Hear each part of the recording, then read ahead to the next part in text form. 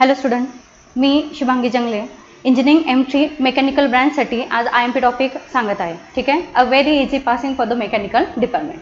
आता काय करायचं M3 साठी पहिल्यांदा तर इनसेम जर क्लिअर असेल आणि नसेल तरी तुम्ही इझिली काय करू शकतात, पास करू शकतात. युनिट वाईज बघायचं झालं तर तुमचं जे थर्ड युनिट आहे अ सिम्पल वन स्टॅटिस्टिक्स. ठीक आहे. युनिट नंबर 3 मध्ये काय दिले त्यांनी तुम्हाला पूर्ण स्टॅटिस्टिक्स दिलेलं आहे. तर आता स्टॅटिस्टिक्समध्ये क्वेश्चन नंबर 2 आणि क्वेश्चन नंबर 3 येणार आहे. बरोबर आहे. इकडे A-B-C असणार आहे, इकडे पण काय असणार आहे A-B-C असणार आहे. तर स्टॅटिस्टिक्समध्ये जो पहिला क्वेश्चन आहे तो मुवमेंटचा असण्याचे चान्सेस जास्त असतात. जर नसेल तर स्टँडर्ड डेव्हिएशन आणि व्हेरियन्स काढून कोणता बॅट्समन जास्त कन्सिस्टंट आहे अशा प्रकारचा जो क्वेश्चन आहे तो येण्याचे चान्सेस असतात. म्हणजे इथे जो झाला तुमचा क्वेश्चन नंबर 2 च्या A मध्ये आणि क्वेश्चन नंबर 3 च्या A मध्ये जो पहिला येण्याचे चान्सेस आहे तो कोणता आहे, मुवमेंट आणि that will be the standard deviation आणि कोव्हेरियन्स आणि कन्सिस्टन्सी त्याची काढायची. आता जो नंबर B आहे तो कंपल्सरी तुमचा फिट कर्व आहे. काय आहे? Fit curve. आता कर्विंग मध्ये तुम्हाला 2 टाईप दिलेले आहे, तिसरा पण आहे, पण तिसरा जो आहे तो ऑर मध्ये असणार आहे. म्हणजे हा आणि हा क्वेश्चन कशाचा असणार आहे, फिट कर्वचाच असणार आहे. तर पहिला जो आहे तो आहे स्ट्रेट लाईनचा.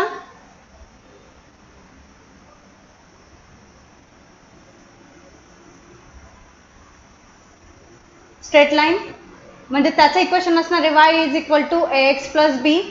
नंतर दुसरा जो असणार तो आहे पॅराबोलाचा. पॅराबोलाचं जे इक्वेशन आहे ते आहे तुमचं y = ax² + bx + c. आणि तिसरा पॅटर्न जो आहे तो आहे पॉवरवाला, तो y = ab⁻x किंवा कोणत्याही पॅटर्न मध्ये असू शकतो. तर यातले फक्त 2 करा, कारण 2 पैकी एक तर इथे असणारच आहे. ज्या क्वेश्चन मध्ये स्ट्रेट लाईन आणि पॅराबोला असणार आहे तो क्वेश्चन तुम्ही काय करा आणि अटेम्प्ट करा. आणि तिसरा जो पॅटर्न आहे तो तिसरा जो क्वेश्चन आहे तो रिग्रेशन किंवा कोइफिशियंट ऑफ कोरिलेशन याच्यावरच जातो. म्हणजे इथे तुमचे 15 मार्क्स कव्हर होता. ठीक आहे. नंतर नेक्स्ट जो युनिट आहे तुमचा युनिट नंबर 4 तो आहे प्रोबॅबिलिटी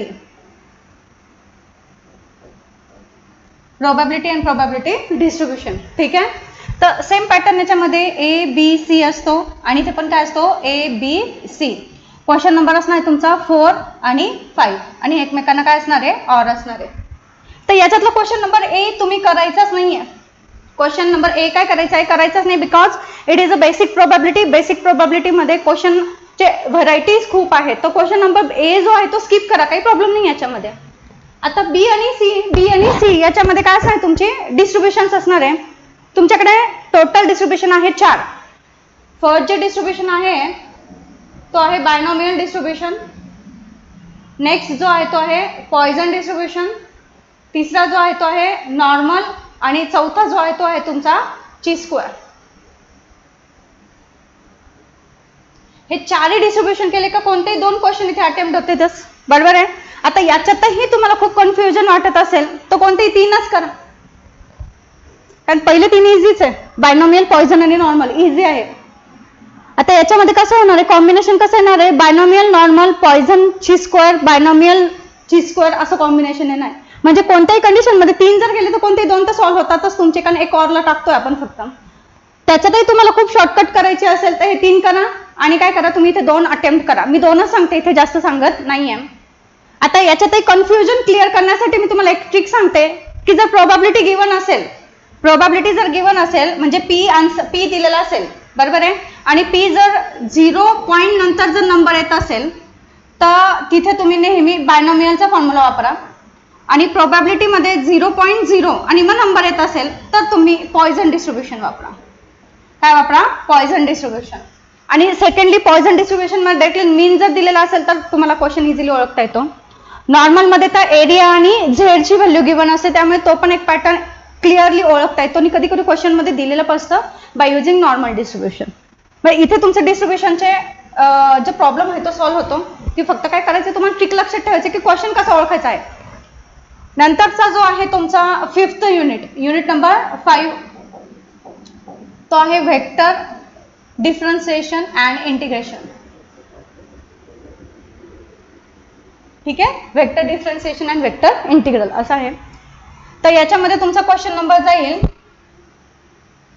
क्वेश्चन नंबर 6 आणि क्वेश्चन नंबर 7. याच्यामध्ये पण ABC पॅटर्न असणार आहे. ठीक आहे, ABC. आता हे कसे असणार आहे, कारण याच्यामध्ये 2 युनिट मिळून तुम्हाला 1 युनिट केलं आहे मेकॅनिकल वाल्यांना, बरोबर आहे. म्हणजे डिफरन्सिएशन आणि इंटिग्रेशन हे ऍक्च्युअल मध्ये 2 युनिट आहे आणि ते तुम्हाला 1 युनिट मध्ये दिलेलं आहे. तर याचा पॅटर्न विचारण्याचा ठरलेला आहे. एक तर व्हेक्टर डिफरन्सिएशन आणि मग व्हेक्टर इंटिग्रल येईल, किंवा सेकंड मध्ये व्हेक्टर डिफरन्सिएशन व्हेक्टर इंटिग्रल हा पॅटर्न आहे. ज्या क्वेश्चन मध्ये 2 व्हेक्टर इंटिग्रल असतील तो क्वेश्चन आपल्याला करायचा नाही. बघा, मे बी हा क्वेश्चन या पॅटर्न मध्ये पण पडू शकतो, म्हणजे इथे पण असू शकतं व्हेक्टर डिफरन्सिएशन व्हेक्टर इंटिग्रल.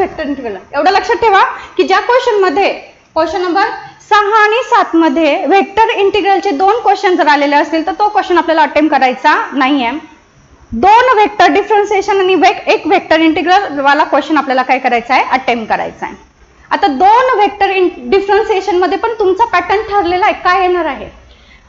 तर बघा, डिफरन्सिएशन मध्ये जे टॉपिक करायचे ते आहे पहिला DD, दुसरा आहे irrotational,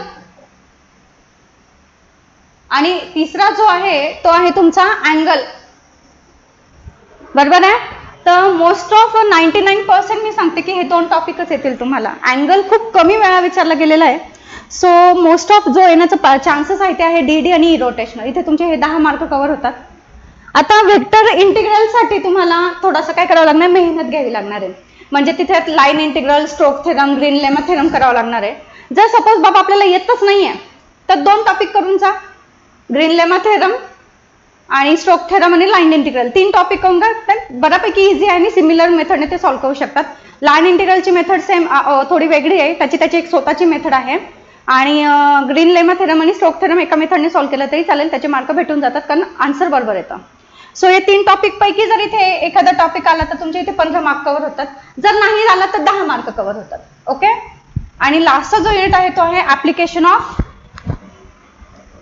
partial differential equation, APDE, application of partial differential equation.